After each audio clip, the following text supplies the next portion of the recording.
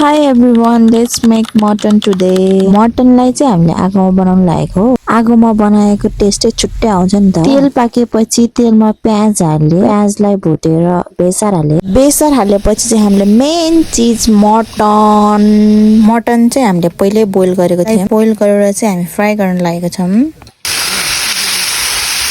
मासु हालेपछि हामी एकछिन यसलाई चलाउँछौं। अलि छिटो हुन्छ भनेर हामीले टमाटरलाई चाहिँ ग्राइन्ड गरेको थियौं। टमाटर पछि हामीले अदुवा लसुनको पेस्ट हाल्यो। त्यसपछि नुन हालेर चाहिँ हामीले मस्त एकछिन यसलाई चलायौं। एकदम मिठो स्वादको लागि गरम मसला, कश्मिरी मिर्च हाल्यौं।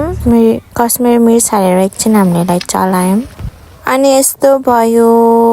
एकछिन हामीले यसलाई यत्तिकै छोड्दियौं। अघि मासु बोइल गरेको पानी हाल्दैछौं किनभने यसले झोललाई पनि बाक्लो बनाउँछ अनि अलिअलि रहेको मासु पनि आउँछ नि त।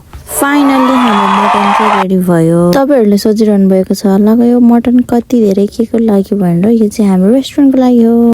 यो चाहिँ हाम्रो 30 जनाको अर्डर थियो अनि हामीले यसरी बनाए। हजुरहरुलाई के कस्तो लाग्यो होला comment down below. Thank you for watching guys.